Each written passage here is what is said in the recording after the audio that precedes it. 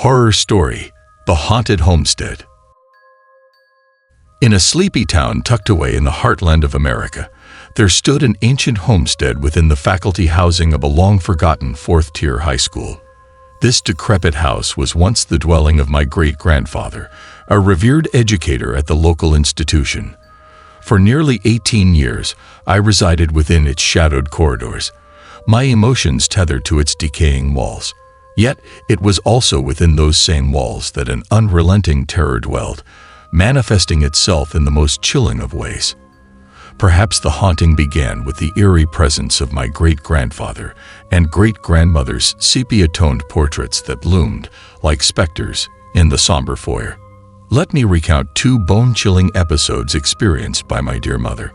When I was but a toddler of 1 or 2, one fateful afternoon, my mother cradled me to sleep in the confines of our room. As slumber enveloped her, a twisted dream seized her consciousness. In that ethereal realm, she found herself trapped in our room once more, her body turned sideways, facing the edge of the bed. Abruptly, a woman draped in a crimson, old-fashioned Chinese garb materialized before her, a macabre grin etched upon her pallid visage. My mother jolted awake, her heart pounding with primal fear, liberated from the clutches of that haunting nightmare. In the year 2008, the Grim Reaper laid claim to my great-grandfather's soul. In those sorrow-drenched days, my mother, burdened with the weight of work, often found solace in the safe confines of our ancestral home. It was during one such night, while engrossed in her work, that an ominous presence stirred the stillness of the air. The desk she sat at faced the threshold of my great-grandfather's former chamber, separated by a grand armoire that served as a feeble barrier. An evening when the rest of us were entangled in the affairs of the outside world, the hour crept past 9, leaving my mother the sole guardian of the eerie abode. Abruptly, the plastic bags hanging by my great-grandfather's chamber emitted a spectral rustling, as if ghostly fingers caressed their thin surfaces. Momentarily startled, my mother rose from her seat, her eyes scanning the room for any draft that might betray an open window.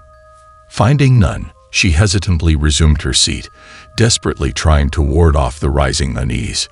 But the enigmatic symphony of terror refused to be silenced. The plastic bags rustled once more, shattering the fragile tranquility. My mother, now gripped by a primal instinct, rose from her seat and embarked on a perilous investigation. As she ventured deeper into the abyss of the ancestral chamber, a chilling realization gripped her heart. The chair that had once cradled my great-grandfather's weary form emitted a haunting creak, a sound that could only be born from human intervention. Made of heavy redwood, it defied the whispers of a mere breeze. My mother, recounting this tale to me, expressed her gratitude for her youthful fortitude. As she delved into the mysterious occurrence, an unshakable dread washed over her, triggering a sudden recollection that sent shivers cascading down her spine. Without hesitation, she retreated, seeking solace in the rituals of cleansing, abandoning her unfinished work to the unrelenting grip of the supernatural. But the haunting tales do not end there, for my grandfather's chapter holds its own darkness. Within the span of a month following my great-grandfather's passing, tragedy struck once more. My grandfather, victim to an inexplicable stroke, tumbled from the bed, his body crashing against the frigid floor. Curiously, our family had never been accustomed to the closure of bedroom doors during slumber. Yet on that fateful night, each door stood as an impenetrable barrier, sealing away secrets unknown. It was hours before my mother stumbled upon the fallen form of my grandfather, his once agile body crippled by the unholy alliance of fate and fear. The echoes of horror would not be silenced. On the eve of the last day of April in 2017, my grandfather once again succumbed to the grasp of darkness. The doors to our sleeping chambers, perpetually ajar, defied convention and remained firmly shut.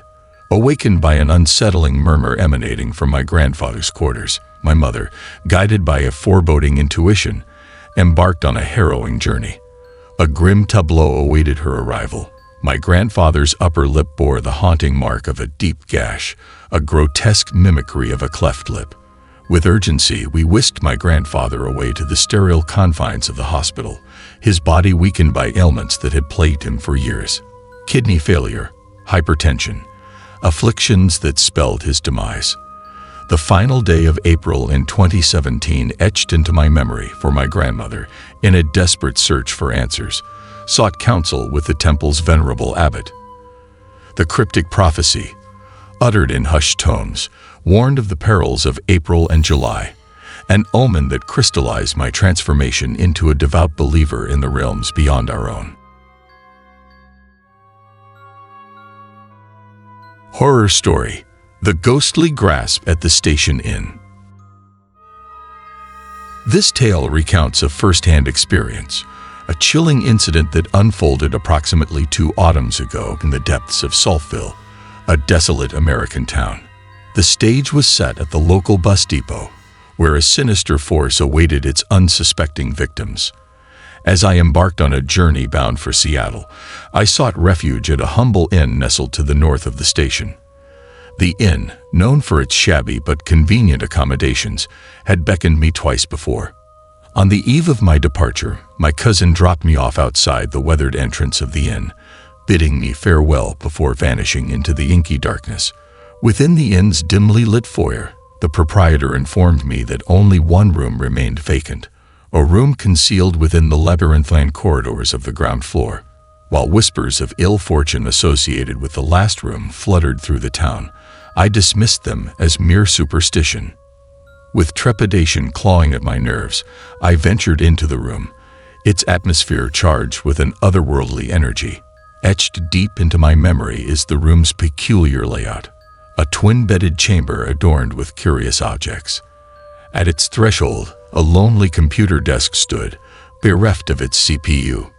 Adjacent to the desk, a mirror of grotesque proportions loomed, dwarfing the computer's meager screen. And directly opposite, the bathroom lurked, its presence unnerving. A sense of unease settled upon me, an indescribable discomfort that lingered. Night fell, and I prepared for slumber after performing my ablutions. Little did I know the nightmare that awaited me. Seated on the edge of the bed, I endeavored to secure a ticket for the following day's journey using my mobile device. Alas, the fates conspired against me, for the virtual realm revealed a cruel truth.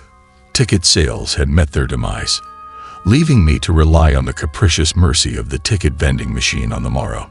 The alarm stirred me from sleep's clutches, the room shrouded in shadows. Determined, I embarked on a fruitless pilgrimage through the ticket hall, where despair clung to the air like a malevolent specter. The coveted tickets eluded my grasp, compelling me to procure a passage for the ensuing dawn.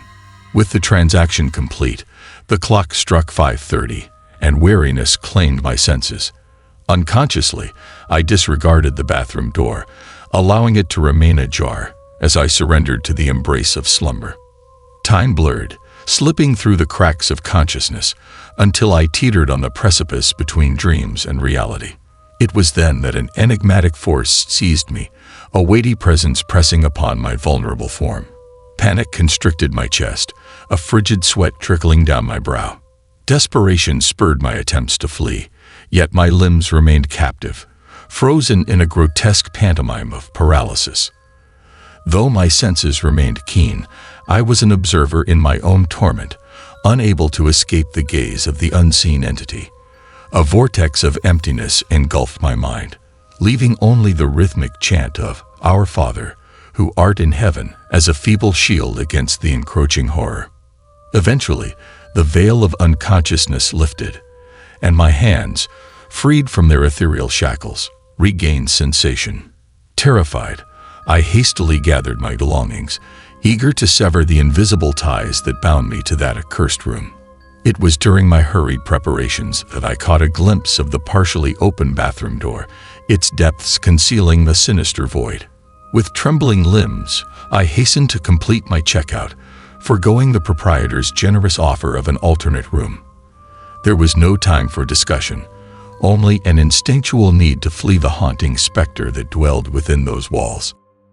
A disheveled mess, I dialed my family, relaying the harrowing encounter that had befallen me.